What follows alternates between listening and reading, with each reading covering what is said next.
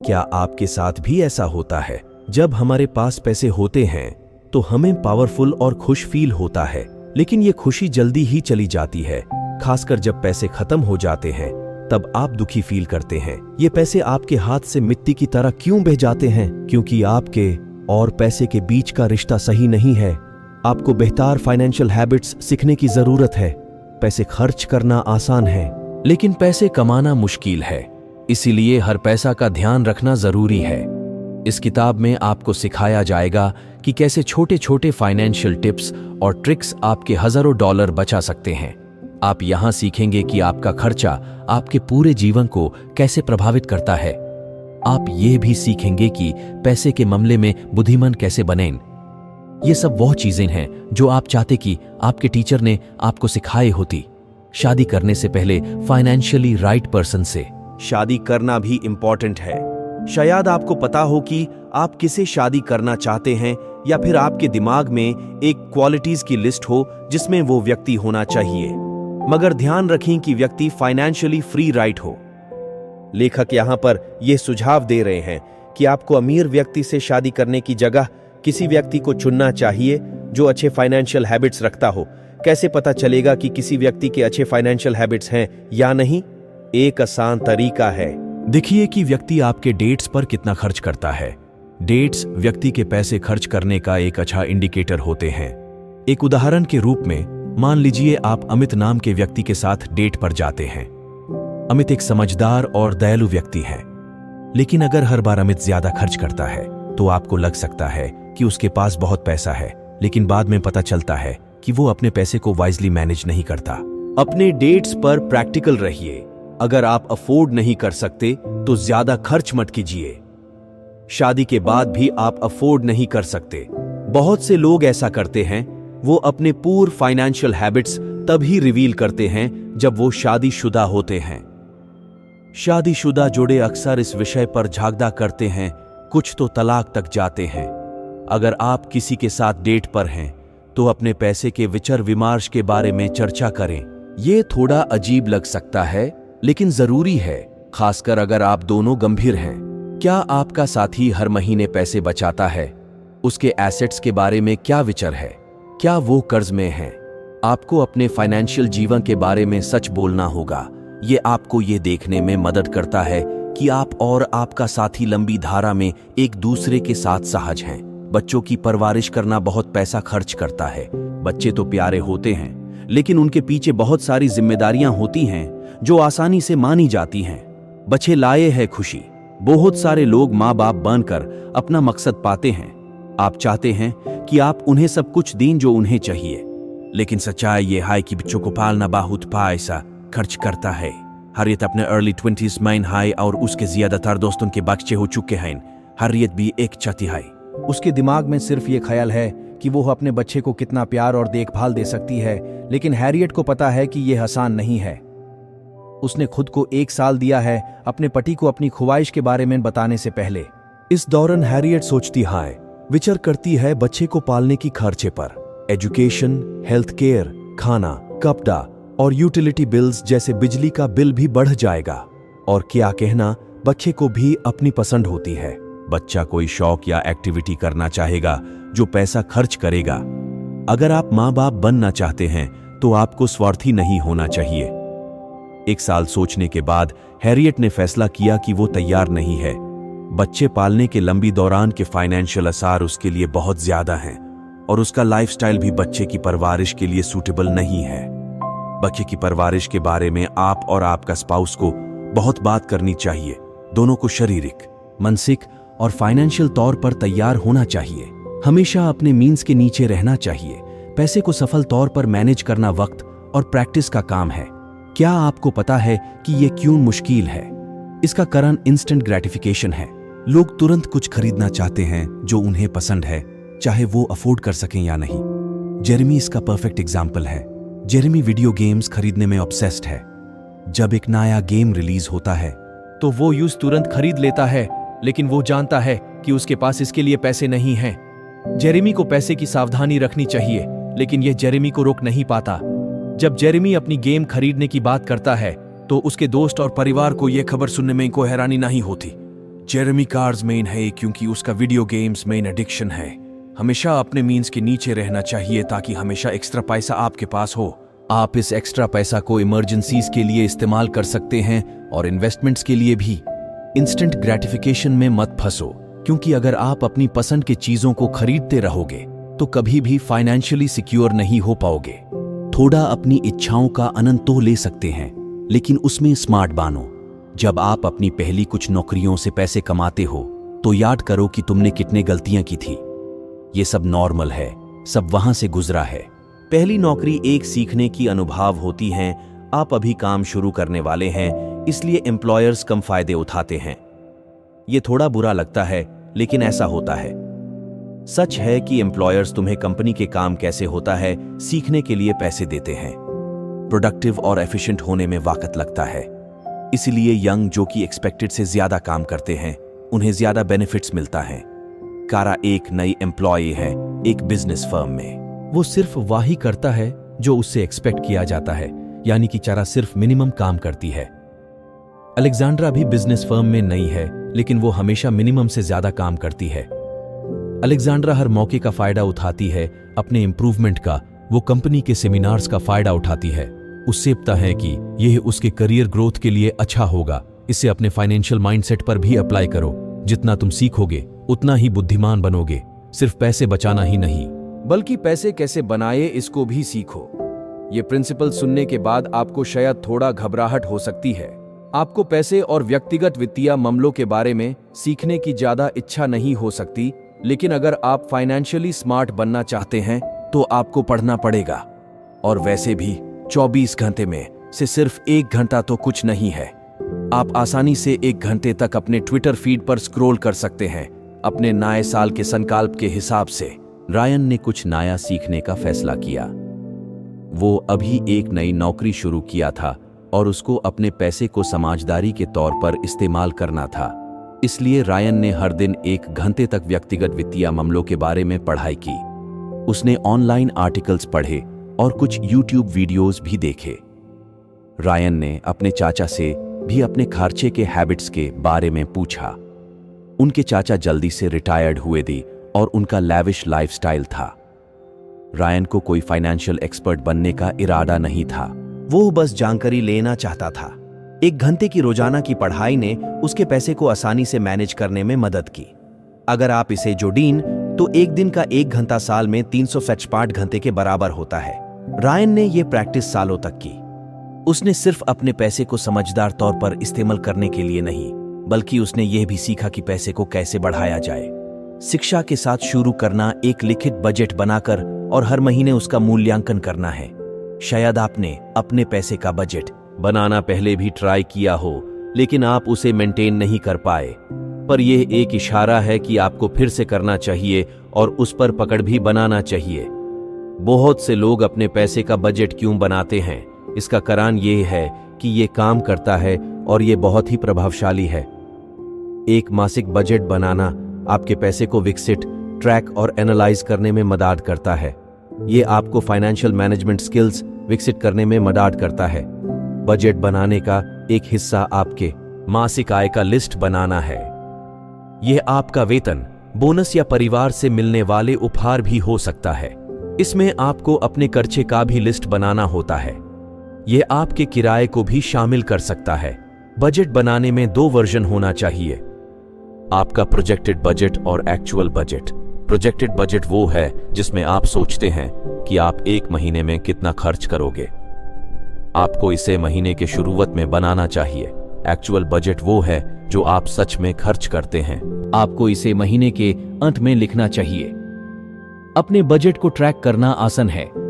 यह आपको यह बताता है कि इस महीने आपने कितना खर्च किया और पिछले महीने के कंपैरिजन में आप कैसे कर रहे हैं। अपने बजट को एनालाइज करना यह है कि आप देखते हैं कि आपने सबसे ज्यादा पैसा कहाँ खर्च किया है। अगर वो जरूरी खर्चा नहीं है तो इसे नोट करना वाइज है। हमेशा यह ध्यान रखें कि आप अपने मीन्स के नीचे ही जीते हैं। अपने बजट को ट्रैक और एनालाइज करना आपको यह दिखाता है कि आपका प्रोजेक्ट और एक्चुअल बजट में क्या डिफरेंस है। जहां आपका पैसा जाता है, क्या आप इस महीने वाइजली खर्च किया है? क्या आप खुश हैं कि आपने एक अनावश्यक खरीद को नहीं किया। शिक्षा 7, हर बोनस या गैर योजित आय का 90% बचाओ। बोनस को एक्सपेक्ट मत करो। बहुत से लोग यह गलती करते हैं और उनका महीने का बजट बिगड़ जाता है। बोनस गारंटीड इनकम नहीं है। आप अभी बोनस ले सकते हैं, लेकिन अगले 2 साल तक कोई बोनस नहीं मिल सकता। जैसे कि सारा अपने प्रोजेक्ट बजट में बोनस को इंक्लूड नहीं करती, चाहे वो जानती हो कि वो बोनस मिलेगा या नहीं। ये उसका तरीका है अपने बजट को एक्सीड नहीं करने का। जब सारा को बोनस मिलता है तो वो सिर्फ 10% ही इस्तेमाल करती है। वो वही किताब खरीदती है जिसे वो पिछले साल से चाहती थी, और फिर वो 90% बचा के सेव और इन्वेस्ट करती है। बोनस को अनएक्सपेक्टेड लेकिन परमानेंट नहीं समझो। अपने प्रोजेक्टेड बजट में बोनस को इंक्लूड मत करो। बजट का अथवान तत्फा हटाओ अनूठे खर्चे करने की आदत। जैसे कि अधिकतर लोग, शायद आप भी इस टिप पर आंखें फिरा रहे हैं। शायद आपके माता पिता ने भी ये कह दिया है, शायद आपके टीचर्स और प्रोफेसर्स भी। लेकिन यह बात कितनी बार भी कही जाए, ये कम सच नहीं होता। अनूठे चीजों से अनूठे खर्चे की आदत होती है। मार्टिन ने हाई स्कूल के आसपास सिगरेट पीना शुरू किया था क्योंकि वो कूल किड्स ये कर रहे थे, तो उसने भी वही किया। मार्टिन ने अपने करियर के परिणामों के बारे में सोचना शुरू नहीं किया था। जब आप जवान होते हैं तो आप अपने आप को अनंत समझते हैं। मार्टिन ने यह आदत कॉलेज तक और यंग एज में भी लेकर आया। अब मार्टिन एक दिन भी सिगरेट के बिना नहीं रह सकता। कम से कम 1 पैकेट दिन में पीता है। कभी कभी उसको चलने के बाद सांस लेने में तकलीफ होती है। सिगरेट पीना उसके शरीर को भी और उसके पैसे को भी बर्बाद कर रहा है। मार्टिन के अलावा, सिगरेट के अलावा, मार्टिन को लाइटर्स भी खरीदने पड़ते हैं और वो ब्रेथ मिंट्स भी खरीदता है। एक स्मोकर के लिए यह लगभग $2000 साल का खर्च होता है। इस पैसा को कुछ और के लिए इस्तेमाल किया जा सकता था। मार्टिन एक नए कंप्यूटर के लिए पैसा बचा सकता था, या फिर वो स्टॉक्स में इन्वेस्ट कर सकता था। हाँ, ये आप पर निर्भर करता है कि आप अपने पैसे कैसे खर्च करते हैं, लेकिन आपको यह पता होना चाहिए कि आपकी खर्च करने की आदतें कितनी अनूठे हैं। सभी अपने रिसीप्ट्स को रिव्यू करें और संभालें। लेखिका कैरी सीगल खुद इस तत्व का नियमितता से पालन करती है। यह बहुत सा डिसिप्लिन मांगता है, लेकिन यह पूरी तरह से यह लायक है।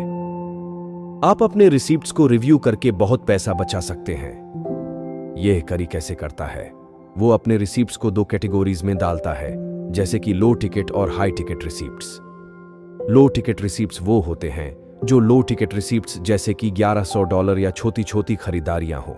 ये एक तेज दौड़ हो सकती है कन्वीनियंस स्टोर तक, या फिर आखिरी मिनट फैसला हो सकता है कि आप अपने गैस टैंक को भरने जा रहे हैं। ये छोटे छोटे खर्चे बढ़ जाते हैं, लेकिन आप उन्हें नोटिस नहीं करते। Carry in low ticket receipts को एक फाइल में रखता है और महीने के अंत में इन्हें रिव्यू करता है। हाई टिकट रिसीप्ट्स वो होते हैं जो कैरी साल भर संभलता है, जैसे कि उसके क्रेडिट कार्ड का स्टेटमेंट या फिर $200 से ज्यादा के खरीदारियां। अपने रिसीप्ट्स को रिव्यू करना कैरी महीने के बजट को संभलने में मदद करता है। अपने पैसे के इस्तेमाल का पता लगाना आपको आपकी खर्च करने की आदतों का ट्रैक रखने में मदद करता है। आप हैरान होंगे कि कितना पैसा आप बेकार में वेस्ट कर रहे हैं, और आपको कभी भी अपने पैसे का खर्चा कहाँ गया पता नहीं चलेगा। तत्वा 10वां, अभी खर्च करके बाद में बचाओ। कुछ ऐसे मौके होते हैं जहां अभी पैसे खर्च करना ठीक होता है, लेकिन इसे ये बहाना न बनाए कि आप हमेशा पैसे खर्च करते हैं। इस तत्वा के साथ गाइडलाइंस होती हैं और आपको इन्हें फॉलो करना चाहिए। अनुसार अभी खर्च करके बाद में बचाव का इस्तेमाल कब होता है? पहला मामला है कार मेंटेनेंस का। बेकी जब अपनी कार की देखभाल की बात आती है तो वो बहुत ध्यान रखती है। यह वो चीज है जिसे वो कभी भी टाल नहीं सकती, इसलिए कि कुछ साल पहले बेकी ने अपने गलतियों से सीखा है। बेकी की कार में एक अजीब सी आवाज आई। तत्वा 12वां, सीखें कैसे चीजें ठीक करते हैं। क्या आप इन बातों को कहने में दोषग्राही हैं? मैं कुछ भी ठीक नहीं कर सकता, या फिर मैं किसी और से इसे ठीक करने के लिए कह दूंगा, या यह कि मैं कोशिश ही नहीं करूंगा क्योंकि मुझ में ठीक करने की क्षमता नहीं है। चीजों को ठीक करने सीखना में प्रैक्टिकल है। जितने पैसे आप किसी को हीरे करने पर खर्च करते हैं वो बढ़ते हैं। रोनी पहले हर चीज टूटने पर तुरंत एक रिपेयरमैन को बुलाता था। चाहे वो छत में कोई होल हो या फिर नल में कोई लीक। रोनी अमीर नहीं था, लेकिन वो इन छोटी छोटी रिपेयर्स पर बहुत पैसा खर्च करता था। फिर एक दिन रोनी को एक YouTube वीडियो मिला जिसमें एक साइकिल के टायर को कैसे बदला जाता है। उसके बाद से रोनी ने सीखा कैसे चीजें खुद ठीक की जाती हैं। टायर रोनी को अचानक याद आया कि पिछले साल उसने एक महंगा साइकिल खरीदा था जो उसके गराज में धूल जमा रही थी। उसने इसे ताब से इस्तेमाल नहीं किया था क्योंकि उसका टायर पंक्चर हो गया था। वीडियो देखने के बाद रोनी को हैरानी हुई कि उसने सीख लिया कैसे महंगी साइकिल के टायर को ठीक करना है, और यह उसे सूझा भी नहीं था। उसने सफल रूप से अपनी साइकिल के टायर को बदला, और यह अनुभव रोनी को और भी ट्यूटोरियल्स देखने के लिए प्रेरित किया। उसने यह जान लिया कि वो चीजें खुद भी ठीक कर सकता है, और यह सीखने की इच्छा ने उसे बहुत पैसा बचाया। तत्वा तेरावान, कैश को जितना हो सके उपयोग करें। पैसे खर्च करने का एक आसान तरीका है जब वो कैश में ना हो। रे हमेशा अपना क्रेडिट कार्ड इस्तेमाल करता है। उसके लिए कैश लेकर क्यों जाए जब वो आसानी से बस कागज पर साइन कर सकता है, लेकिन ये पेमेंट ऑप्शन उसे स्ट्रेस में डाल देता है। रे को पहले ही अपने ओवरस्पेंडिंग का एहसास नहीं होता। वो सिर्फ तब महसूस करता है जब उसका क्रेडिट कार्ड का स्टेटमेंट आता है। हमेशा कैश का इस्तेमाल करना बेहतर है जितना हो सके जब आप शॉपिंग पर जाते हैं और अपने कमाए हुए पैसे को हाथ से निकलते हैं। तब आप अपने लापरवाही से बेवकूफ खर्च करने का एहसास होता है। अपने महीने के बजट को देखने के बाद रे ने कुछ बदलाव किए। अब वो सिर्फ कैश का इस्तेमाल करता है। इससे उससे ये पता चलता है कि वो कितना खर्च कर रहा है। तत्वा 14वां, अपने काम को 3 P के साथ नजरअंदाज करें: पैशन, पोलाइटनेस और परसिस्टेंस। पैशन, पोलाइटनेस और परसिस्टेंस आपके काम में आपको सफल बनाते हैं। एक सफल व्यक्ति के पास हमेशा नौकरी होती है। नौकरी होने से स्थिर आय का वादा होता है, इसलिए हर जॉब में अपनी बेस्ट परफॉर्मेंस देना बहुत जरूरी है। पैशन के साथ काम करना अक्सर एम्प्लॉयर्स की तरफ से मांगा जाता है। पैशनेट व्यक्ति हर कदम पर सफलता पाने के लिए सब कुछ करेगा। यह मायने नहीं रखता कि उनका पैशन किस चीज में है। पैशनेट लोग अपनी एनर्जी को अपने काम में बदल सकते हैं। काम में पोलाइट होने से आपको जिंदगी में बहुत आगे जाने में मदद मिलती है। एक छोटा सा प्लीज और थैंक यू कमाल का असर डाल सकता है। इससे आपके साथी काम करने वाले महसूस करते हैं कि उनकी मेहनत को समझा गया है, और यह आपको भी अच्छा महसूस कराता है कि आप इज्जतदार हैं। आजकल के प्रोफेशनल्स इस सादगी को टाल देते हैं, लेकिन पोलिटे रहना एक महत्वपूर्ण गुण है। परसिस्टेंट होना यह गारंटी है कि आप कभी भी नहीं निकाले जाएंगे। हर दिन अपने काम के चैलेंजेस को पार करने के लिए अपना बेस्ट देना चाहिए। आपके बॉसेस आपके परसिस्टेंट होने को नोटिस करेंगे। वो चाहेंगे कि आप हमेशा काम में लगे रहें। इसके साथ ही दूसरे लोग भी आपकी परसिस्टेंस से प्रभावित होंगे।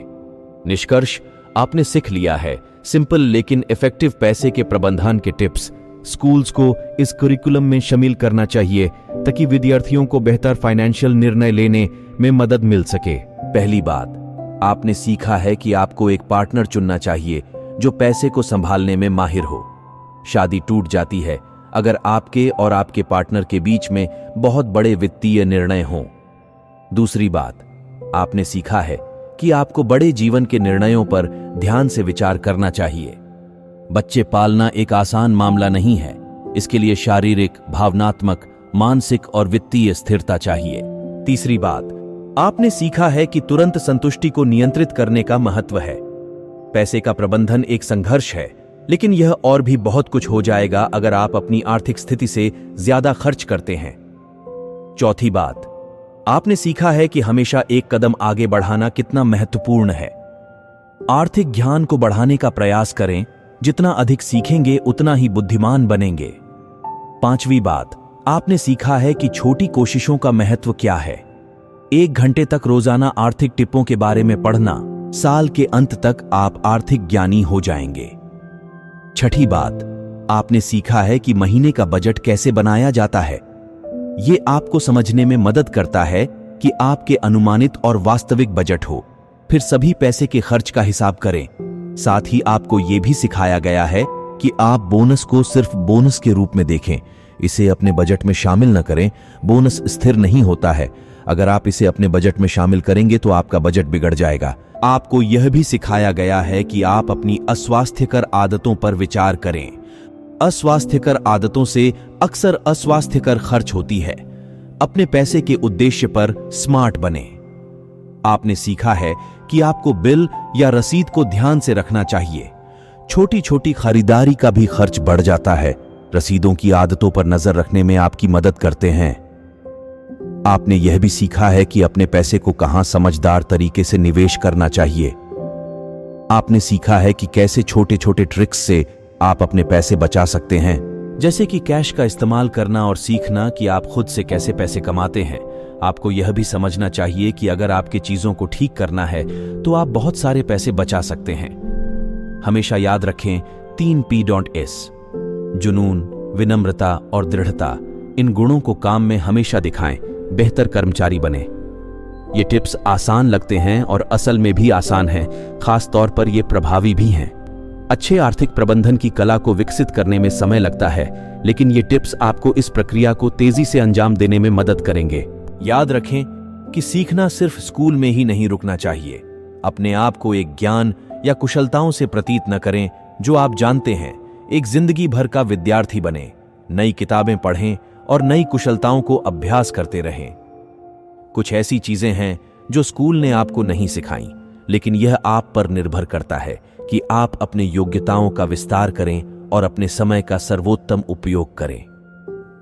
यदि आपको हमारी बुक समरी अच्छी लगती है तो हमारे चैनल को सब्सक्राइब करें। वीडियो पूरा देखने के लिए आपका तहे दिल से धन्यवाद।